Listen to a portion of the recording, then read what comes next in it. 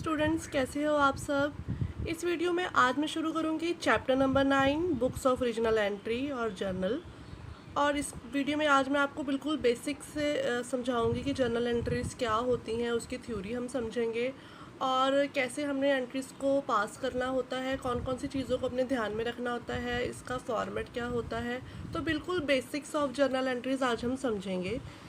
लेकिन वीडियो शुरू करने से पहले एक बार मैं इंट्रोड्यूस कर दूँ that this channel commerce guide A to Z is a step-by-step guide for commerce students who are doing self-study at home. And first of all, I am covering accountancy for of class 11th. तो अगर आप अपने आप पढ़ रहे हो तो मेरी वीडियोस को फॉलो कर सकते हो, अपनी बुक्स को सामने खोलकर रख सकते हो, इंपॉर्टेंट पॉइंट्स को मार्क कर सकते हो और अगर आपको कोई भी डाउट हो तो आप मुझे कमेंट सेक्शन में पूछ सकते हो। जो बुक मैं फॉलो कर रही हूँ that is accountancy by D.K. Goyal and edition is 2018। अगर आपके पास D.K. गोयल की कोई भी एडिशन की बुक है तो वरी मत कीजिए, हमारी थियोरी और प्रैक्टिकल सब मैच होगा। और अगर आपके पास कोई और बुक है तो भी आप थियोरी के लिए मेरा चैनल रेफ़र कर सकते हो और प्रैक्टिकल की एक्सप्लेनेशन के लिए भी कर सकते हो। प्रैक्टिस आप अपनी बुक से कर लीजिएगा। अगर आपको कोई भी डाउट हो तो आप कमेंट सेक्शन में मुझसे पूछ लेना, मैं आपको हमेशा उस पर रिप्लाई करूँगी। तो चलो शुरू करते हैं वीडियो को। So books of original entry और जर्नल, यहीं से हमारी अकाउंटिंग शुरू होती है। अकाउंटिंग करने से पहले हमें जर्नल एंट्रीज़ को पास करना आना चाहिए और उससे पहले हमें ये पता होना चाहिए कि जो गोल्डन रूल्स हैं डबल एंट्री के वो क्या हैं, जो कि मैंने चैप्टर नंबर 7 की वीडियो में आपको बताया था। ठीक है, वो बात अलग है कि आज भी वो रूल्स जो हैं वो रिवाइज होंगे, वो हमेशा ही होंगे जब भी हमने जर्नल एंट्रीज़ को पास करना है। तो यहीं से हमारी जो है अकाउंटिंग शुरू होती है जर्नल से ही, और इसीलिए इसको बुक्स ऑफ ओरिजिनल एंट्री या प्राइमरी बुक भी बोला जाता है, क्योंकि जब भी कोई ट्रांजैक्शन बिजनेस में अक्कर होती है और जब हमने उसको रिकॉर्ड करना है सबसे पहले वो जर्नल में ही आएगी। ठीक है, और जर्नल बुक में हम हर एक ट्रांजैक्शन को क्रोनोलॉजिकल ऑर्डर में रिकॉर्ड करते हैं। क्रोनोलॉजिकल ऑर्डर मतलब जैसे जैसे वो अराइज हुई और डेट वाइज ही उसको हमने उसी सीक्वेंस से हमने उसको रिकॉर्ड करना होता है। ठीक है, और हर एक ट्रांजैक्शन को हम रिकॉर्ड करते हैं यहाँ पे। जब बिज़नेस का साइज़ स्मॉल हो तब तो हम आराम से जर्नल बुक बना सकते हैं, लेकिन अगर बिज़नेस का साइज़ थोड़ा बड़ा हो तो हर एक ट्रांजैक्शन को बार बार रिकॉर्ड करना थोड़ा मुश्किल हो जाता है, क्योंकि वो बहुत लेंदी प्रोसीजर हो जाता है। उस केस में क्या होता है, हम कुछ स्पेशल बुक्स बना लेते हैं और उसके लिए हम उसकी एंट्रीज पास ना करके सीधा ही उसकी बुक्स बना लेते हैं। ठीक है, तो वो बुक्स होती हैं, ये 8 बुक्स होती हैं, कैश बुक, परचेजेस बुक। वो हम कभी अगले चैप्टर में जब सब्सिडियरी बुक्स बोलते हैं वैसे उसको, जब वो शुरू होगा तब मैं आपको समझा दूँगी। ठीक है, कि ये क्या होती है, सिर्फ इसका थियोरी का पार्ट था इसलिए मैं आपको यहाँ पे बता रही हूँ। So as you know that first step is to pass journal entry, और जर्नल एंट्री के बाद बनता है लेजर, लेजर के बाद बनता है ट्रायल बैलेंस, और ट्रायल बैलेंस के बाद बनता है trading and profit and loss account and balance sheet. Here is a definition by Professor Carter. The journal as originally used is a book of prime entry in which transactions are copied in order of date from a memorandum or a waste book. तो basically कोई भी transaction को जब हम सबसे पहली बार record करते हैं उसको हम बोलते हैं कि वो बुक्स ऑफ ओरिजिनल एंट्री में रिकॉर्ड हुई है या फिर जर्नल बुक में रिकॉर्ड हुई है। और ये सब हम करते हैं एक वेस्ट बुक से। बेसिकली सबसे पहले हम एक रफ से रजिस्टर में या किसी रफ कॉपी में या वेस्ट बुक में इन सब ट्रांजैक्शंस को लिख लेते हैं और उसके बाद फिर जब हम उसको उतारते हैं तो वो पहली बुक बनती है journal book. The entries as they are copied are classified into debits and credits so as to facilitate their being correctly passed afterwards in the ledger. So simply है, हर एक एंट्री का दोनों एस्पेक्ट को हमने record करना है, debit और credit को, और लास्ट में डेबिट और क्रेडिट का जो टोटल है वो सेम होना चाहिए, जिससे कि हमें ये पता चलेगा कि हाँ हमने एंट्रीज़ को करेक्टली रिकॉर्ड किया है। अब समझ लेते फटाफट से इसके features. That it is the book in which the entries are recorded for the first time, जो कि हम समझ चुके हैं। इसको हम प्राइम एंट्री या ओरिजिनल बुक भी बोलते हैं और इसी के बाद ही लेजर बनता है। और हर ट्रांजैक्शन को हमने डेली रिकॉर्ड करना होता है डेट वाइज। ठीक है, और उसको हम क्रोनोलॉजिकली, मतलब वही चीज़ हो गई कि हमने डेट वाइज करना है तो उसको क्रोनोलॉजिकल ऑर्डर बोलते हैं, as and when it has happened. ठीक है, और उसके बाद ये हर एक ट्रांजैक्शन की कंप्लीट आइडेंटिटी को रिकॉर्ड करता है, क्योंकि हम एक एंट्री में उसको रिकॉर्ड कर रहे हैं। दूसरी बात ये है कि हम बुक कीपिंग में दोनों एस्पेक्ट को रिकॉर्ड करते हैं, डेबिट और क्रेडिट को, ठीक है। इसलिए ये डबल एंट्री बुक कीपिंग को पूरा फॉलो कर रहा है। और हर एक एंट्री के बाद हमने लिखनी होती है नरेशन। वो नरेशन इसलिए लिखनी होती है क्योंकि जो एंट्रीज होती है वो बहुत शॉर्ट फॉर्म में होती है, तो उसको हमने एक सिंपल लैंग्वेज में शॉर्ट में नरेशन की फॉर्म में बताना होता है। ये वो सब क्या होता है अभी आपको बताऊँगी। और उसके बाद एक एंट्री में हम मोर देन वन ट्रांजैक्शन ऐसी ट्रांजैक्शन को भी रिकॉर्ड कर सकते हैं जिसमें मोर देन वन अकाउंट, मतलब मोर देन 2 अकाउंट्स इन्वॉल्व हो रहे हों। मिनिमम 2 अकाउंट्स तो इन्वॉल्व होने ही है, कई बार 3 अकाउंट्स भी इन्वॉल्व हो जाते हैं, कई बार डिस्काउंट ऐसी ऐसी चीज़ें आ जाती हैं बीच में, या प्रॉफिट्स आ गए, तो वो भी हम समझेंगे। उसको हम बोलते हैं कंपाउंड एंट्री, जब एक ही एंट्री में हमने 3 अकाउंट्स के इफेक्ट को रिकॉर्ड किया। तो अब हम इसके एडवांटेजेस हैं, इसमें ऐसा कुछ नया नहीं है बताने वाला, और जो इसकी ये फंक्शंस भी आप कर पाओगे।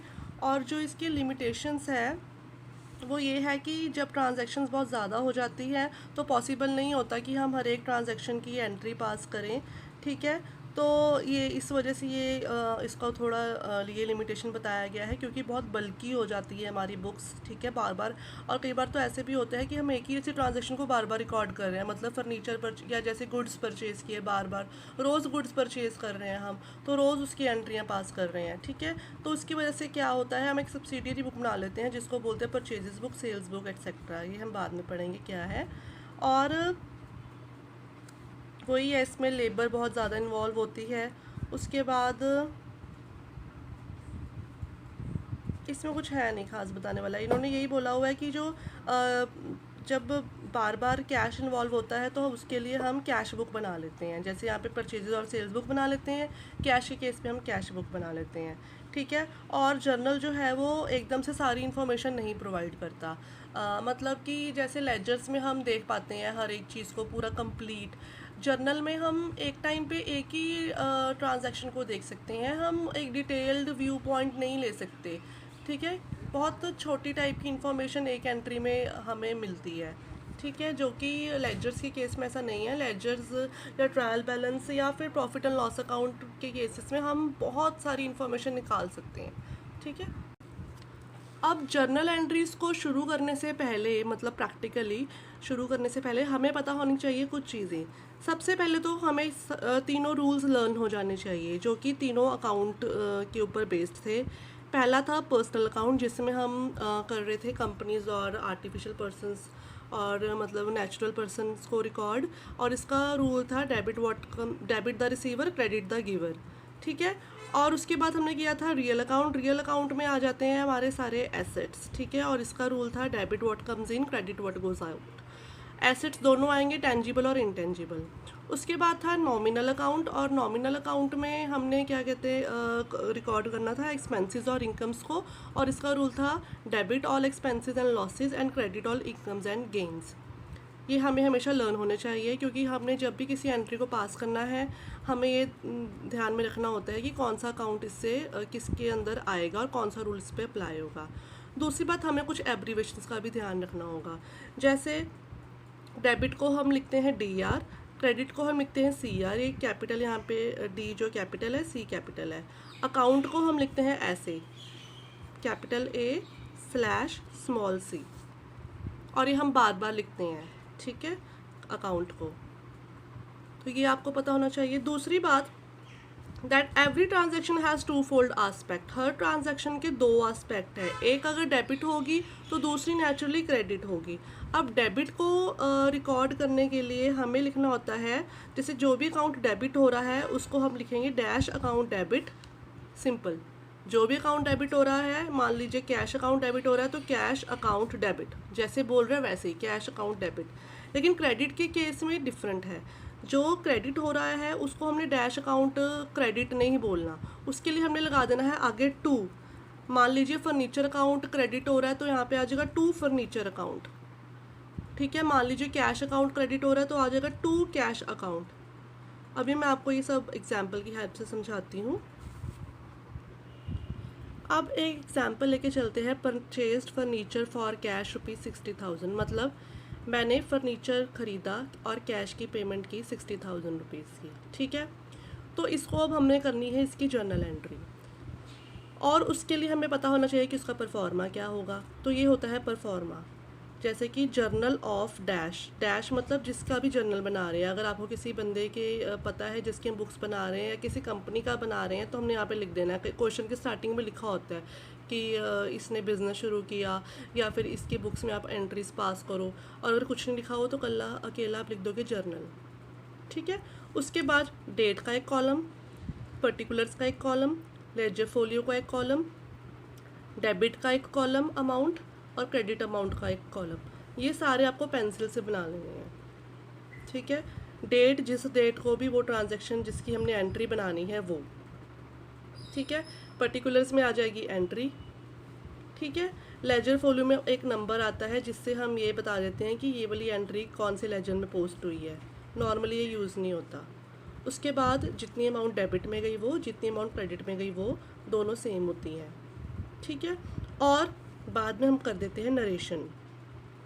नरेशन मतलब कि जो भी मैंने एंट्री पास की, अभी ये एंट्री मैं आपको समझाऊंगी क्या हुई है, उसको हमने यहाँ पे नरेशन मतलब सिंपल फॉर्म में लिख के बताना होता है, और बाद में हमने खींच देनी है यहाँ पे लाइन। इसलिए आपको अपने हाथ में स्केल रखना होगा, स्केल और पेंसिल। और कोशिश ये करो कि पहले आप एंट्री जो है ना वो पेंसिल से रफ में पास कर लो, फिर उसको यहाँ पे उतारो, क्योंकि अभी आप न्यू हो, बिगिनर हो, ठीक है। तो अब हम जैसे ये थी entry, purchased furniture for cash, मतलब फर्नीचर ख़रीदा और कैश में पेमेंट हुई, ठीक है। अब फर्नीचर क्या है, एसेट है, और कैश भी क्या है, ये भी एसेट है। दोनों एसेट्स हैं, और एसेट्स किसके अंदर फॉल करते हैं, कौन से अकाउंट के अंदर, रियल अकाउंट के अंदर। और रियल अकाउंट का रूल था debit what comes in, credit what goes out. तो debit what comes in, furniture आ रहा है हमारे पास, हमने ख़रीदा तो हमारे पास आ गया फर्नीचर, उसको हमने कर देना है debit. Credit what goes out, जो चीज़ हमसे चली गई, अगर वो एसेट है और ये कैश हमारा एसेट ही क्या है हम पे, तो क्रेडिट साइड भी रियल अकाउंट वाला रूल लग गया। तो कैश गोज आउट तो हो जाएगा कैश क्रेडिट। अब कैसे करना है इसको, ये देखिए, ये मैंने आज की डेट लिख ली है यहाँ पे। डेट आपको हमेशा दी होगी, अगर नहीं दी होगी तो कई बार ABCD भी दिया होता है, तो आपने वैसे ही सीरियल नंबर लिखने ना, अगर डेट नहीं गिवन, ठीक है। अब ये देखिए, फर्नीचर अकाउंट डेबिट, क्योंकि फर्नीचर हमने ख़रीदा है। Debit what comes in, 60,000 rupees मैंने डेबिट की अमाउंट में लिए, क्योंकि ये डेबिट हुई है अमाउंट। एंड कैश गया हमसे, तो कैश को हमने करना है क्रेडिट। तो जो चीज़ मैंने आपको यहाँ पे बताना चाह रही थी कि जिस चीज़ को हमने करना है क्रेडिट, उसको हमने क्रेडिट नहीं लिखना, उसको हमने लिखना है टू डैश अकाउंट, जैसे यहाँ पे टू कैश अकाउंट। तो ये भी आ गया 60,000 इधर। एग्जाम्पल लेकर समझते हैं। मान लीजिए हमने परचेज़ की है मशीन और कैश में पेमेंट हुई है, ठीक है। तो उस केस में क्या होगा, अगर मैंने मशीन परचेज़ की मान लीजिए 10,000 की, और आज ही की डेट, अगर आज ही की डेट की है तो आप यहाँ पे कॉमर्स डाल सकते हो, ठीक है, और लिख भी सकते हो आज की डेट को। तो मशीन परचेज़ की तो एंट्री होगी machinery account debit to cash, ठीक है। डेबिट यहाँ भी लिख सकते हैं, यहाँ भी लिख सकते हैं, इससे कोई वो नहीं पड़ेगा, आपको फ़र्क नहीं पड़ेगा, ठीक है। तो अमाउंट आ गई 10,000 डेबिट में और 10,000 क्रेडिट में, और नीचे नरेशन आ जाएगी मशीनरी परचेज्ड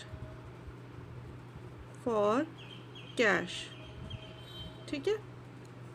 तो और नीचे आप लगा दोगे एक पेंसिल से लाइन, ये एंट्री क्योंकि हो गई है क्लोज, ठीक है। इसी तरीके से अगर मैं एक और एग्जांपल लूँ, car sold for ₹1 lakh, car बेची बिजनेस ने और 1 लाख रुपीज़ की बेची।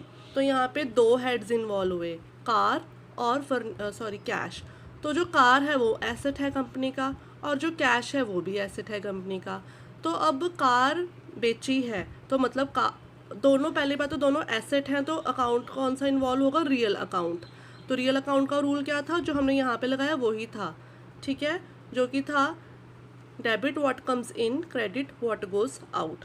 तो यहाँ पे हमारे पास जब हमने कार बेची तो हमारे से गया क्या, कार, ठीक है। तो कार को हमने देना है क्रेडिट, और अगर कार बेचने से मुझे क्या आया रिटर्न में, पैसे, कैश, तो डेबिट व्हाट कम्स इन, तो जो चीज़ आई है उसको हमने करना है डेबिट। तो यहाँ पे जो एंट्री बनेगी वो होगी कैश अकाउंट डेबिट, ठीक है, क्योंकि कैश आया है 1,00,000 रुपीज़ डेबिट में, टू कार अकाउंट, यहाँ पे अकाउंट लगेगा, ठीक है, क्योंकि कार मेरे से चलेगी। क्रेडिट व्हाट गोज आउट, और यहाँ पे आ जाएगा ₹1,00,000 दोनों साइड, और इसको भी हमने यहाँ पे लाइन लगा के इसको भी बंद कर देना है। और जिस डेट को ये हुई, अगर मान लीजिए आज की डेट थी तो वो डेट डालनी है। ये सारे खाने जो है ना, आपके जो ब्लॉक्स हैं या कॉलम्स हैं, ये आपके फिल्ड होने चाहिए। लेजर फोलियो का खाली रह सकता है और कोई आपने खाली नहीं छोड़ना। और उसके बाद आपको लगानी है लाइन, ठीक है। और जब हमारा जर्नल बुक मतलब जब हमारा क्वेश्चन पूरा हो जाएगा तो हमने लास्ट में करना होता है इसका टोटल। जैसे इसका टोटल करेंगे तो कितना आएगा, 1,70,000 नीचे लिख देंगे, और इसके टोटल के नीचे भी लिख देंगे ऐसे लाइंस लगा के 1,70,000। तो अभी मैंने आपको बिल्कुल सिंपल समझाया है इसमें कि क्या क्या चीज़ों को, बिल्कुल बेसिक चीज़ों को ध्यान में जो रखना है वो बताया है। एक और वीडियो बनाऊंगी, अभी आएगी वो इसके बाद, उसमें मैं आप लोगों को बताऊंगी कि गुड्स क्या होते हैं, ठीक है, गुड्स को हमने कैसे रिकॉर्ड करना है, और उसी के साथ ही मैं आपको इलस्ट्रेशन नंबर 1 भी समझाऊंगी। So thank you students, thank you for listening to me, और आप प्रैक्टिस शुरू कर लीजिए।